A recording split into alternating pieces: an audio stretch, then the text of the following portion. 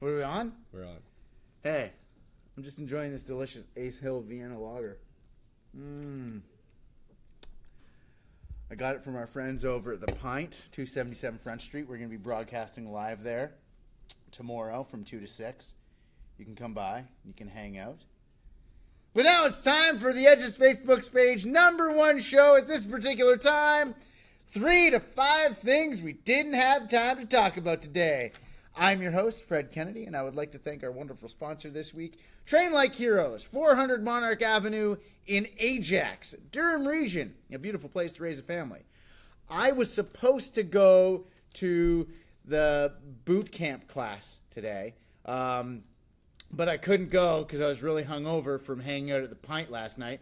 And I got to say, like, as a dude, guys don't ever do, like, boot camp classes. It feels like when you say, me saying I went to a boot camp class, look at Carly Myers. She's just like, ugh, gross. I wanted to be the laugh track, but he wouldn't let me. But I definitely go to boot camp. Yeah, boot camp. But I just want to say that boot camp is really hard, and my hamstrings are sore from it. Because Nikki and Mike and Robbie run a ridiculous boot camp class. Thanks for throwing the track off the train. Rail. Yeah, Nikki and Rob, boot camp, love it. Get your stuff together, Fred. Yeah, the pint, beers. Woo!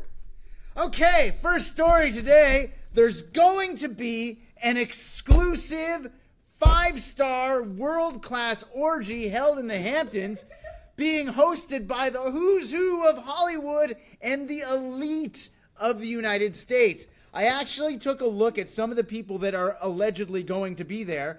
Amongst them, Gwyneth Paltrow. Watch out in case a chunk of jade falls out of her vagina. Also, Huey Lewis. That's right. Huey Lewis from Huey Lewis in the News is a big fan of orgies. And the weird thing is, wasn't there that movie Duets where Gwyneth Paltrow was singing with Huey Lewis and Huey Lewis played her dad? It's kind of suspect, Mr. Lewis. I don't care if you were in Back to the Future. That's just a little bit weird. Now, there's a lot of people that, since this is leaked, are trying to find out where exactly in the Hamptons it is, and they're going to go there and they're going to check it out. The question is why? Why would anyone want to go to an orgy? It just seems like the grossest thing ever. Like the smells. Like an orgy, I'm just saying, like not like just the body odor of everything that's going on, because it's going to be humid. It's humid. It's August. It's August. Ugh. It's going to be humid. There's going to be all kinds of people, and they're all going to be, like, middle-aged and up because they're all, like, super rich. It's just not going to smell good. As far as I'm concerned, as you get older, your BO just gets worse because your body is, your kidneys aren't processing toxins as much. It's all leaking out of your skin. Like, just greasy, sweaty ass crack smell. Like, all of it. It's a horrible, horrible stink. And the sounds.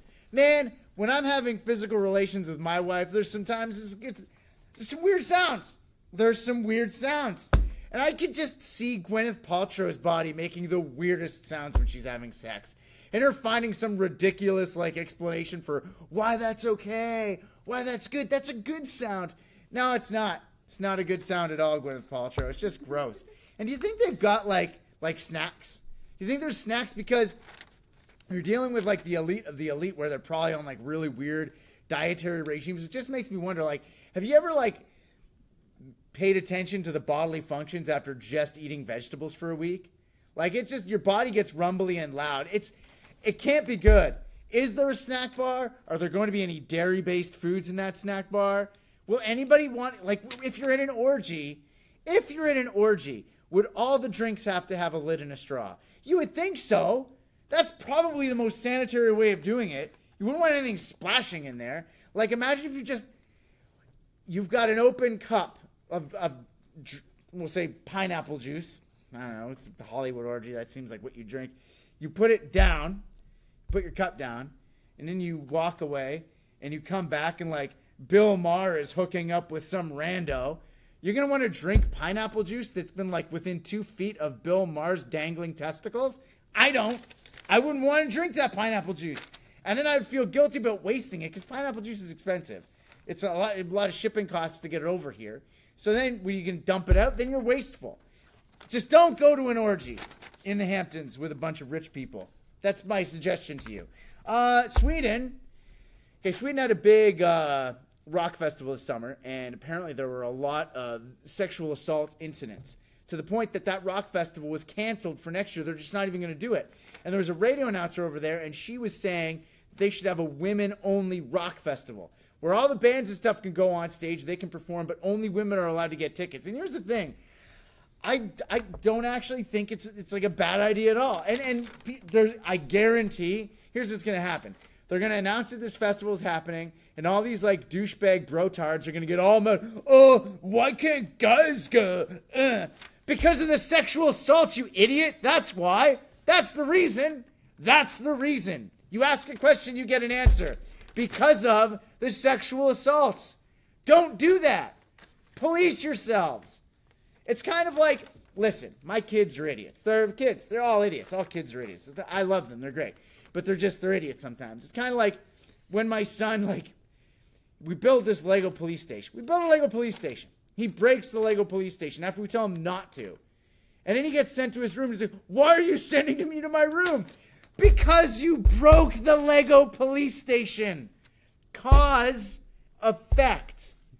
Don't act like douchebags, and there won't be a women-only rock festival.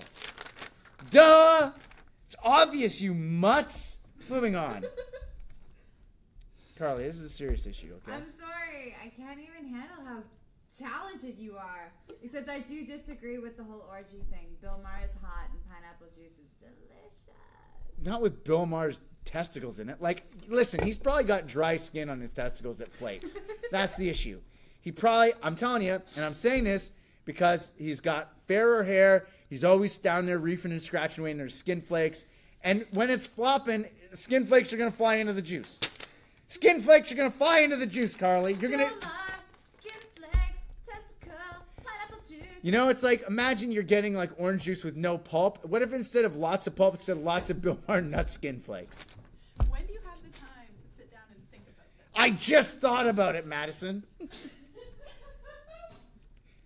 Ooh, Ace Hill Vienna Lager. Thank you, friends at the Pint. We'll be on location tomorrow from 2 to 6 p.m. Ed Sheeran. Ed Sheeran. Let's talk about... Oh, I don't know if I can give that away. My announcement that I have with Children's Wish and Ed Sheeran, but it's pretty rad. Ed Sheeran, great guy. There's a little girl. She's not a little girl. She's like 17 now. That's really ridiculous for me to say anything like that. She's 17. Name's Roxy. She's great. I met her through Children's Wish of Ontario, and she really wanted to go see Ed Sheeran on Saturday night. Ed Sheeran's camp. We got in touch with him. Ed Sheeran's letting her come to the show. She's 17. She's been through a lot of stuff. She survived cancer, and she's a great kid. Super mouthy, which I adore. And so when Ed Sheeran's people found out that she wanted to come to the show, not only did they give her tickets, she's going to the show. She's going to get a meet and greet with the guy. Awesome dude. Ed Sheeran's a great guy. Children's Wish of Ontario. Look him up. Roxy, you're a rock star. Anyways, Ed Sheeran is quitting Twitter. Now, this story's been around for a bit, and I didn't really want to focus on it or talk about it all that much. But he made a statement about, and this is the thing that really I got, just a regular dude.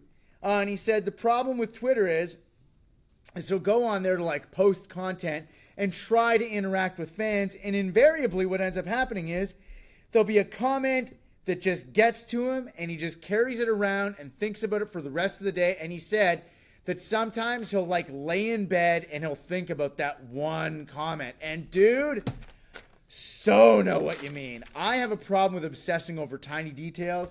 And the thing about social media and people and the things that people say on the internet, it never goes away. You can never get away from it. And it's frustrating when you're in a position like being a radio person, you have to be on social media.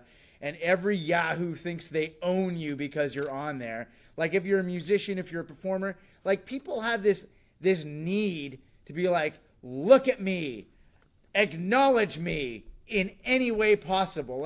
When they're mean to somebody and get a response to them, that's the equivalent of getting a hand job. That's the best thing about their day, is that acknowledgement. It's sadism. It's sadism. That's exactly what it is. You're getting off by making people feel worse. And that's terrible. And you're horrible if you do that. So Ed Sheeran, you're a great guy for many reasons. Also, interesting note, Ed Sheeran, when he traveled to L.A., showed up at the SiriusXM studios where Jamie Foxx was hosting his radio show, got Jamie Foxx to listen to his music, and Jamie Foxx put him up in his house. Ed Sheeran lived at Jamie Foxx's house. And then Jamie Foxx said he took him to like a jazz club, and he said, a jazz club, quote, full of black folk. And he goes, the look on their faces when this little redheaded kid came out on stage with a ukulele was one of the funniest things he'd ever seen. And what was even better was when he blew all their socks off by the end of the night. So great Jamie Foxx, great that's not Ed Sheeran, that's a stock photograph of an old couple. I wonder what like this was meant for, this photo. What was that photo meant for? I don't know. Maybe we'll do, you know what? We're going to post that as a caption contest on our Facebook page. And whoever has the best caption about what this lady is learning about will get tickets to see Dan Mangan at the Hayloft in Prince Edward County. So get on that, people. Moving on. Okay. Oh, whoops. Oh, yeah. Hey. High school students leaving high school are allegedly not prepared for university. And I'm not going to turn this into millennials don't know how to do anything, blah, blah, blah. You know why? Because nobody who leaves high school is ever ready for anything. Never. You're not ready for it. It's just that simple. When I left high school, I had no idea what I was doing. I remember I went to community college in Nova Scotia. Thinking, I know what I'm going to do. But I didn't. I didn't have a single clue. You're never ready for anything in your life until you do it. You're never prepared. You're never prepared. You know what? You leave university, and then you realize, oh my God, I have to adult now. The key, that's the big thing, adulting. No one knows how to adult. No one. Our parents didn't know how to adult either. They just didn't have internet to like log how horrible they were at being adults. When I have kids now, I realize my parents screwed up all the time. They did so much stuff I wouldn't do. Does that make them less prepared than me or more? I don't know, but you're never prepared for anything. Once you become an adult, you know what you do? You get a house. You get a house. Oh, I got a house now. What do? I don't know. I remember I moved into my house and a pipe started leaking in the basement. We're sitting there watching TV, me and my wife, and a pipe starts dripping water on the floor. And I remember we looked at the pipe and she's like, well, what do we do? I'm like, I literally have no idea what I'm supposed to do. Because when you own the house, you can't call the landlord anymore because you are the landlord. So I just shut off all the water to the whole house. I'm like, that'll solve the problem. So I shut off all the water and then was like, I called my dad. Dad, what do I do? You don't know. You're never prepared. High school students not being prepared to go to university, that's not a big problem. You know what you're never prepared for? Kids. You ever have that? Like, I'm at that age where all my friends are starting to, like, crap out babies and stuff. And this is what my friends will sometimes say, like, you know, we're just not ready right now. No one is ever ready for kids because they are relentless savages that throw problem after problem at you. And you have to figure it out as you go. I can remember it was right after my wife gave birth, and we were drinking wine in pop cans in the delivery room. Like I was shittered when my son was born. So I'm just trashed. Yeah, I'm literally just drunk. I'm hammered, and I got like red wine lips. Like it was disgusting. So my wife like has the baby, and then she just passes out because that's what she does because she literally squeezed the baby out of her vagina and then got stitched up and stuff. So she passes out. She's laying there, and then the doctor's like, well, there's a baby about to be born in the next room, so we'll see ya. And then they walk out and they're like, here's a baby. And first of all, I'm drunk. Secondly, I have no idea what I'm doing. And then you're just holding this baby, and you're like, well, this is my life now. That's what I do. I didn't know what I was doing. No one ever knows. That's fine. That's what being alive and living a life is. It's dealing with problems. If you're graduating high school this year and people are throwing issues, though, you're not prepared. No one's ever prepared. No one. Back in the Middle Ages, kids were having kids when they were 14 years old. We survived. We're still here ruining things. Come on. Oh, moving on here. Edward Albee. Do you know what Edward Albee is? Edward Albee is a playwright. He wrote a whole bunch of plays for Broadway, won a bunch of Tony Awards, really famous guy on Broadway, you name it. And he just died. And one of the things in his will was that he wanted them to burn everything that he had written that was not finished because he didn't want anybody finishing his work, because he used the example of J.R.R. Tolkien, because a lot of stuff Tolkien didn't finish ended up getting published and rewritten by other people, and you can always feel the change. So he wanted his work to be his work and to be left alone. But here's the thing. The executor of his estate didn't burn all the stuff. They finished all the books and then published them on their own. Terrible thing to do. Terrible. When somebody dies, you have to respect their wishes. I have an elaborate funeral plan. My funeral is going to be the absolute best. First things first. When people go into the funeral home, there's going to be a photo. You know, when you go into a funeral home, there's always like a picture. I want a picture of a middle-aged, morbidly obese black woman sitting there. So when everyone goes into the funeral home and they see the picture of this lady, they're going to walk in and be like, is this the right place? Is this the right? I think it's the right place. Then they go out to the parking lot and they'll see cars of people they know. Like, I guess there's Danny's car. I guess this is the right place. And then they go in and they're like, oh, Fred, you delightful scamp. And then, so they go in, they'll sit down, and my wife will not do this, but I think it's the best thing ever. I want, when they bring the casket through the aisle, I want one of the handles to break and the casket to fall on the ground and hot dogs to fall out. I think that's hilarious. I don't actually have to be like a body in the casket at that point, because I want to be cremated anyways or just thrown in a river. I don't care. But like, I want hot dogs to fall out, and I want people in the crowd to like all of a sudden be like, hot dogs! And like run out of the aisle to grab the hot dogs, and it to be just, but I don't want everybody there to know about it. I want it to be just ridiculous and confusing. And then when they go up and they start, like, they always do this thing. I've been to lots of funerals, and they always play a song. Like, let's play a song that they really like that symbolized their life.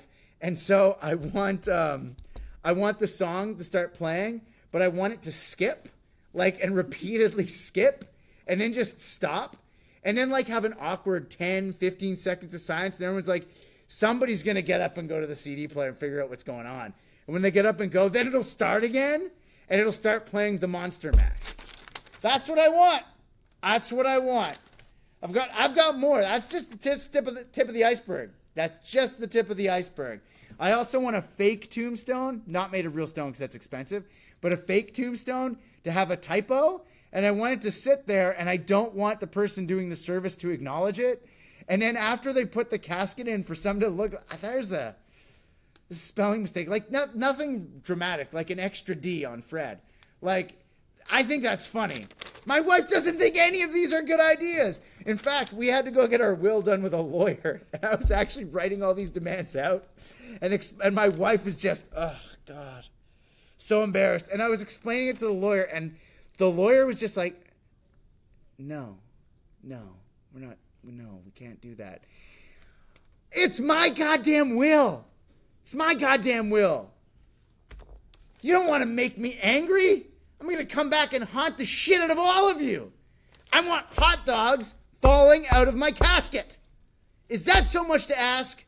I worked hard. My whole life. I deserve hot dogs falling out of my casket at my own funeral. Is that too much to ask? Come on down to the Pine tomorrow, 2 to 6, 277 on Front Street.